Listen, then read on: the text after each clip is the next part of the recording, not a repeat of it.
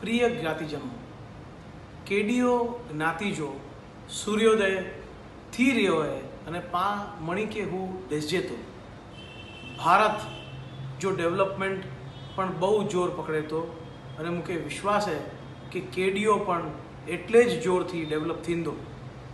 समस्त महाजन ज्ञातिजी केंद्रीय वर्तीय संस्था आए अने हेनमे मुके जनरल सेक्रेटरी जो पद मेल्यो आए एटला करे आ मणी जो खूब खूब आभार। एक नॉर्मल पद नाय ही पद एक बहु ज रिस्पोन्सिबल पद आए अने मुझो विश्वास है कि आ मणी साथे रही अने पा समस्त महाजन अने केडियो ज्ञाति जो जबरदस्त डेवलपमेंट कईबो। हिन वीडियो में आऊँ आके पांजी ज्ञाति जी हिकड़ो विजन हिकड़ी फ्यूचर जी झलक पण बताइया तो जरूर नेरजा अने आंजा सूचन मुके समस्त महाजन जी ऑफिस ते जरूर हलाई जा। आऊँ निशित दंड गाम तेरा बिल्कुल आ साथे रही अने केडियो ज्ञाति अने समस्त महाजन जो डेवलपमेंट ही ज मुझो एजेंडा है अने आ मणे जो सरकार मुके मिली वेंदो ही ज मुझी आशा है। Thank you.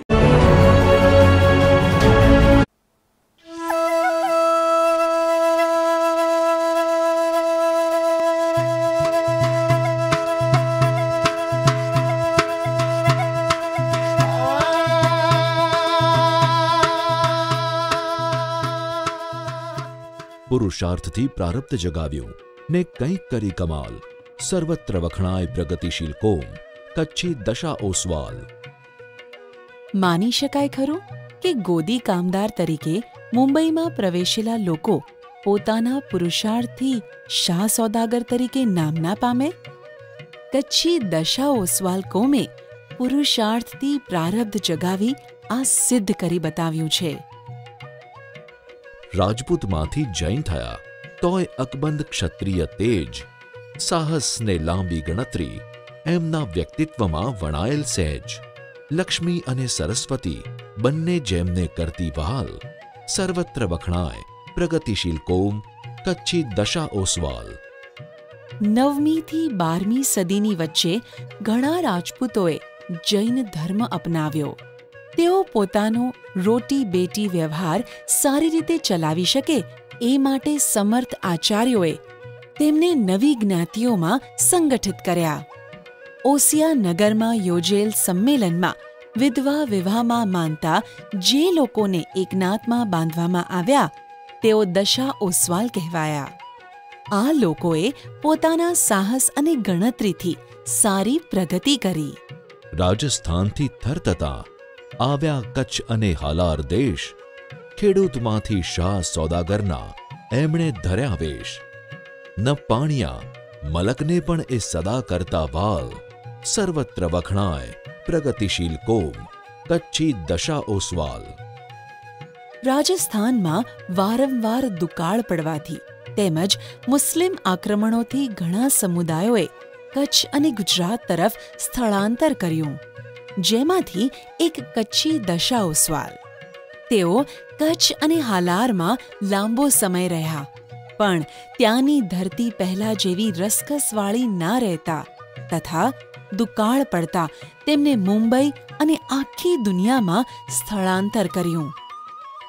તોય આજે પણ પોતાના પાણીની અછતવાળા વતનને તેનું વાળ્યું સવાયું સાટું, દેશાવરને વિદેશની પણ લીધી એમણે વાટું। એ તો છે ધરતી મૈયાના ખરા વૈશ્વિક બાલ, સર્વત્ર વખણાય પ્રગતિશીલ કોમ, કચ્છી દશા ઓસવાલ। મુંબઈમાં સ્થાયી થયા પછી કચ્છી દશા ઓસવાલોએ કપાસ, તેજાના, કોપરાના વેપારમાં ઝંપલાવ્યું અને અસાધારણ સફળતા મેળવી। તેમની સમૃદ્ધિ મેળવ્યા પછી પોતાની નાત અને મુંબઈ વિસ્તારને પોતાને મળેલ સમૃદ્ધિનો લાભ આપવા માટે અનેક સેવા કાર્યો કર્યા। આ નાતના કોર્પોરેટરોએ મસ્જિદ બંદર, ચિંચપોકલી, માટુંગા અને વડાલા વિસ્તારના વિકાસમાં મહત્વનો ફાળો આપ્યો। મુંબઈ પછી આખા દેશમાં અને વિદેશમાં જઈને પણ તેમને સારી સફળતા મેળવી. ટૂંક શોભતી શેત્રુંજય પર ને મુંબઈમાં અનંતનાથજીની છત્રછાયા, ઠેક ઠેકાણેના દશાઈ દેરા, સામાજિક પ્રવૃત્તિ કેન્દ્ર સવાયા, કચ્છની પંચતીર્થી કરે જેમની વિશેષતાની ગાલ, સર્વત્ર વખણાય પ્રગતિશીલ કોમ, કચ્છી દશા ઓસવાલ. નરસિંહ નાથા, કેશવજી નાયક અને ખેતસી દુલા વગેરે શ્રેષ્ઠીઓના નેતૃત્વમાં દશા ઓસવાલ શાહ સોદાગરોએ સમૃદ્ધિ પામ્યા પછી સામાજિક કાર્યોની સાથે ધર્મ માટે પણ પુષ્કળ ખર્ચ કર્યો. જૈનોના શાશ્વત તીર્થ ગણાતા પાલીતાણા પર પણ દશા ઓસવાલ શ્રેષ્ઠીઓની ટૂંકો છે. મુંબઈનું ત્રીજું અને કચ્છી જૈનોનું પહેલું અનંતનાથજી દેરાસર પણ આ સમુદાયનું છે. એમ તો દશા ઓસવાલ જ્યાં જ્યાં વસ્યા ત્યાં તેમણે દેરાસરો બાંધ્યા. કચ્છના મોટી પંચતીર્થી તરીકે ઓળખાતા ભવ્યાતિભવ જૈન દેરાસરો આ સમુદાયના છે. આ સમુદાયની વિશેષતા એ છે કે તેઓ પોતાની સામાજિક પ્રવૃત્તિઓ દેરાસરની આસપાસ વિકસાવે છે.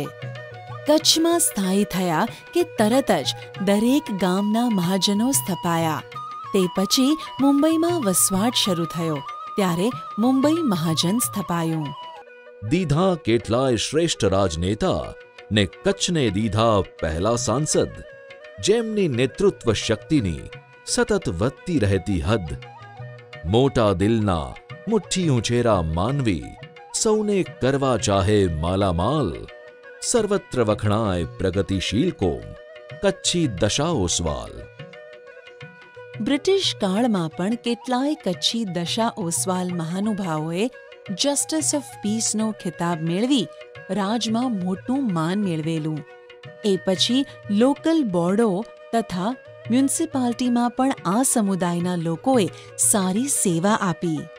સૌથી મહત્વની વાત, આઝાદી પહેલા આ નાતની વસ્તી જ્યારે 11,000ની હતી ત્યારે એમાંથી 131 લોકોએ સ્વાતંત્ર્ય સૈનિક થવાનું માન મેળવ્યું. 5 નગરપાલિકામાં મેયર પદ મેળવ્યું. કચ્છને પ્રથમ સાંસદ જેમને કંડલા બંદર તથા અનેક સિંચાઈ યોજનાથી તેના વિકાસનો માર્ગ ખુલ્લો કર્યો, તેમજ મુખ્ય સમસ્યાઓ દુકાળ અને ધરતીકંપ નિવારવા માટેની યથાયોગ્ય વ્યવસ્થા કરી. આ સમુદાયની ખાસિયત છે કે તેઓ માત્ર પોતાનો જ વિકાસ નહીં પણ સૌનો વિકાસ ચાહે છે. મટુકડી રૂપે વલય વિશેષ રચતા જેમની નારીઓના અંગ, દાંડિયા રાસ રમતા શોભે, જુવાનિયા જાણે કૃષ્ણ રાધા સંગ. જે વિવિધતા લે રમતા બાર દાંડિયા ને ધમાલ, સર્વત્ર વખણાય પ્રગતિશીલ કોમ, કચ્છી દશા ઓસવાલ. વ્યવસાયની જેમ કચ્છી દશા ઓસવાલ કલા, સાહિત્ય અને વિવિધ પ્રવૃત્તિઓમાં પણ આગળ પડતા છે. સ્ત્રીઓ દ્વારા ધીમે તાલે રમાતી મટુકડીની રમત હાથ અને નિતંબના નયનરમ્ય વલયો જગાવે છે, તો બાર દાંડિયા અને ધમાલ રાસમાં પુરુષો જોરદાર જમાવટ કરે છે.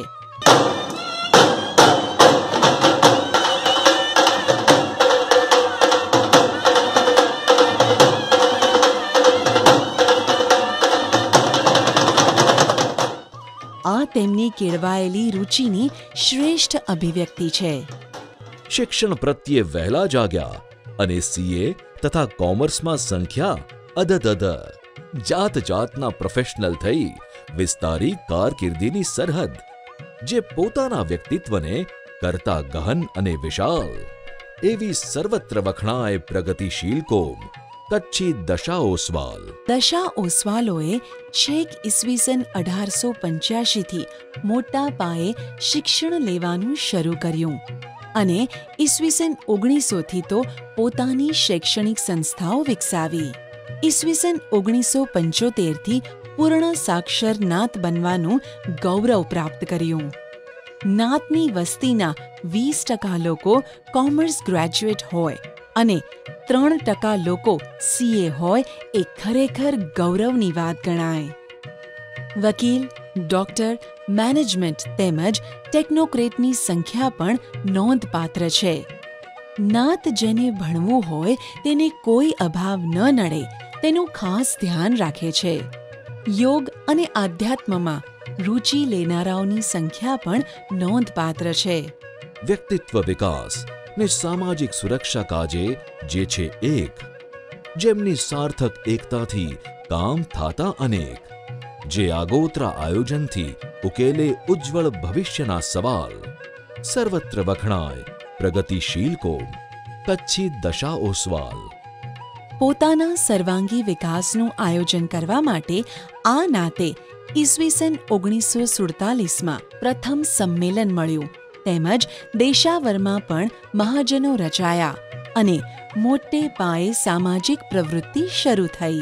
આમાં વિકેન્દ્રીકરણ લાવવા ઈસવીસન 1979માં યોજાયેલ બીજા સંમેલનમાં એકમો રચાયા તથા સહકારી બેંકની સ્થાપનાનો નિર્ણય લેવાયો.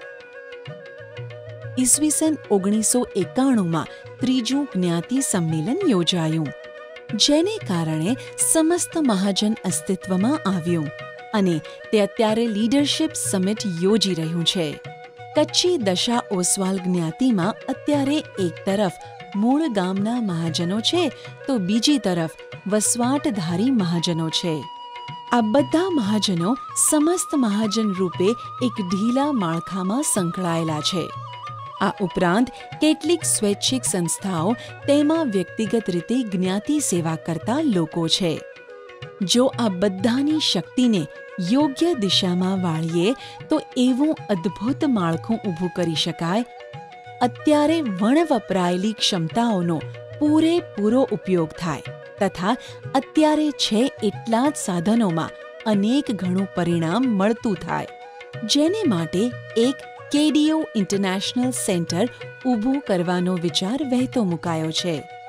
આ સેન્ટર KDO ઓસવાલ જ્ઞાતિના તાજા જન્મેલા બાળકથી માંડીને તેના સિનિયર સિટીઝનને કેવી રીતે સર્વાંગિક સામાજિક સુરક્ષા પૂરી પાડશે તેની ઝલક જોતા તે કેટલું મહત્વનું છે તે ખ્યાલ આવશે. સૌની સામાજિક સુરક્ષા અને સંપૂર્ણ વિકાસની તક આપવાનું આયોજન કરી રહેલ છે. તે માટે આ નાત દર વર્ષે લીડરશિપ સમિટ યોજવાની છે.